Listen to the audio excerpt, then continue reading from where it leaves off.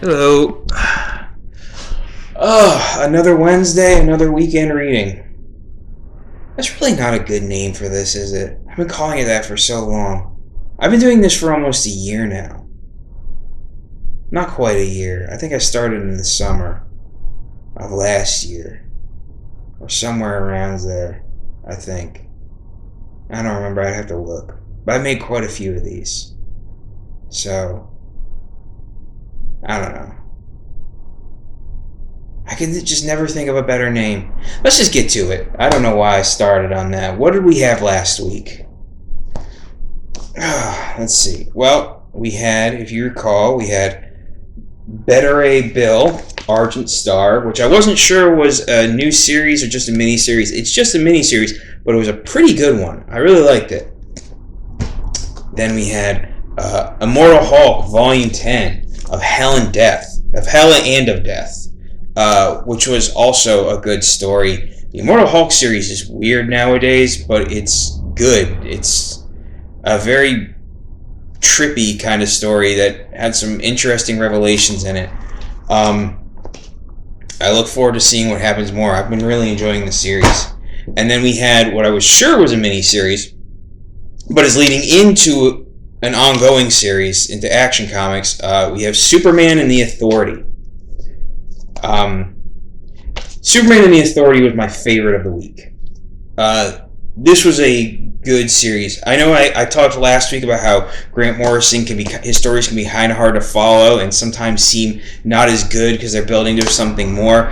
This was a bit more contained because I don't think he's writing Action Comics. I think he's just setting up the story for what's coming next in Action Comics with Superman. But this was really good. This was an interesting story about and now a more aged and power dwindling a now more aged Superman with his powers dwindling. He's passed off the role of Superman to his son. Now he's decided to go on this mission, and he's decided that he needs to maybe take a different approach in his new situation. So he's recruited this guy, Manchester Black, who's a old villain of his, and with Manchester's help, they recruit a team, a new version of the Authority, which is an old team from the Wildstorm days. And they recruit several different characters, some that you normally wouldn't see Superman with, like Apollo and Midnighter, who have no problem killing people, or the Enchantress, who is, not exactly a hero.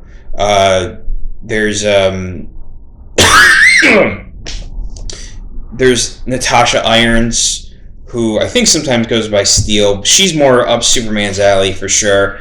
And then there's these new characters. There's a new version of OMAC, and there's a new Light Ray, who they hinted at the end is going to be something important going forward.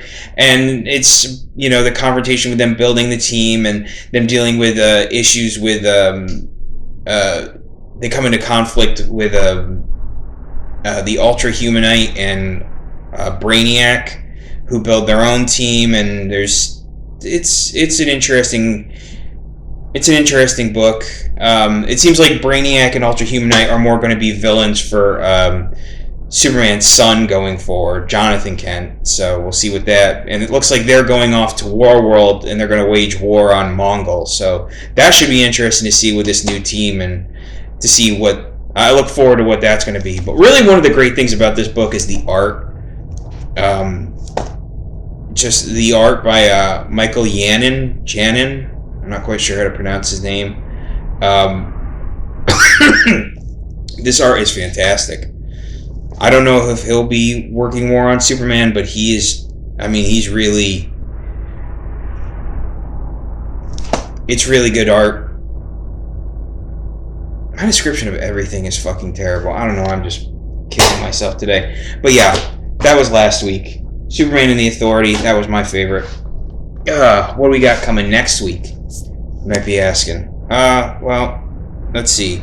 We have Wonder Woman Volume 1, starting again. Afterworlds. Let's see. After her heroic sacrifice in Dark Knight's death metal, which I still haven't read because it still hasn't come out yet, Wonder Woman is swept away to the sphere of the gods. But when Diana lands in Asgard instead of Olympus, where she belongs, an unexpected odyssey begins. Along the way, she'll meet old foes from man's world, new allies such as the Norse warrior Siegfried and the trickster squirrel Ratatosk, and finally a deadly enemy who threatens to wipe her from existence forever. Bombastic adventure through the afterlife and more comes from writers Becky Cloonan and Michael W. Conrad, and a team of talented artists led by Travis Moore and featuring Andy McDonald, Emanuela Lupacchino, and Jill Thompson. The first volume of the bold new era for Wonder Woman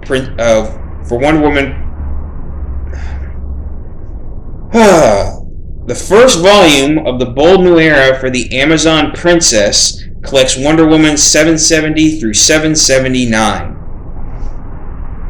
So yeah, that looks like an interesting story. Kind of reminiscent of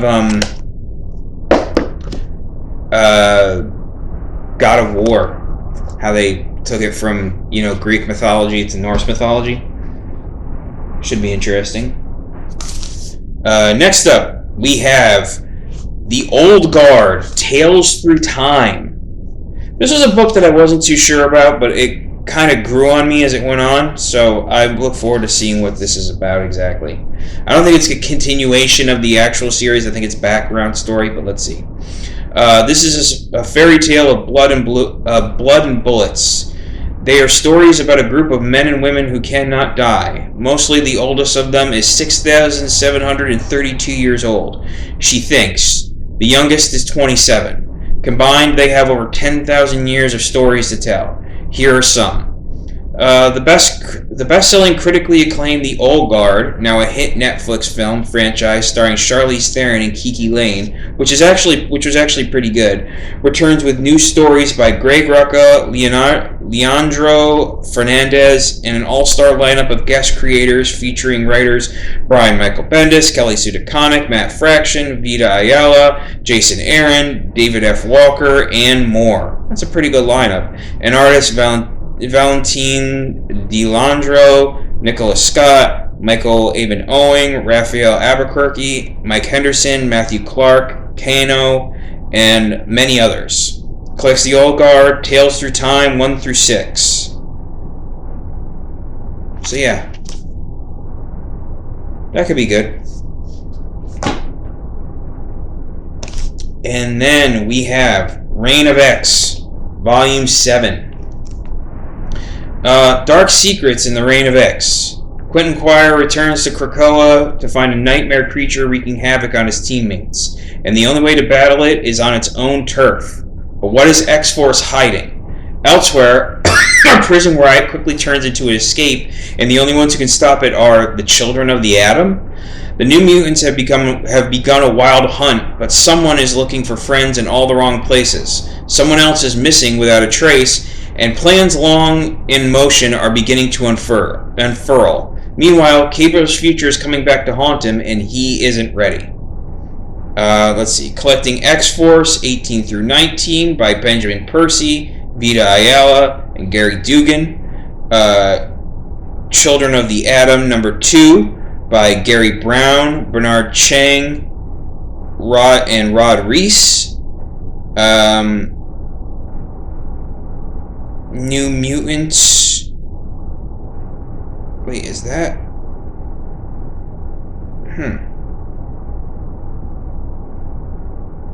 New Mutants 16 through 17 by Phil Noto, Guru FX, and Marcelo Maiolo. And Cable number 9, which there is no creative team for. Maybe it's the same as New Mutants? I do not know. No, that's definitely a different artist, for sure. So I have no idea. Let's see. Actually, let's see.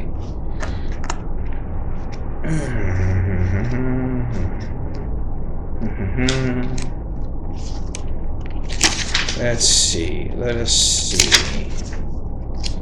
Okay, we got Cable.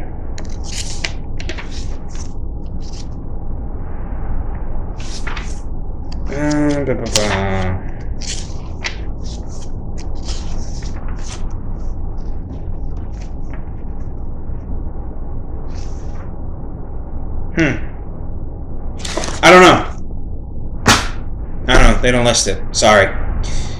Anyways, that's it for this week. Sorry if I seem so out of it. I'm just kind of tired. Not to mention I'm losing my enthusiasm for these, I think. Whatever. I hope you enjoy your weekend, and I hope you enjoy your reading. Have a good one, folks.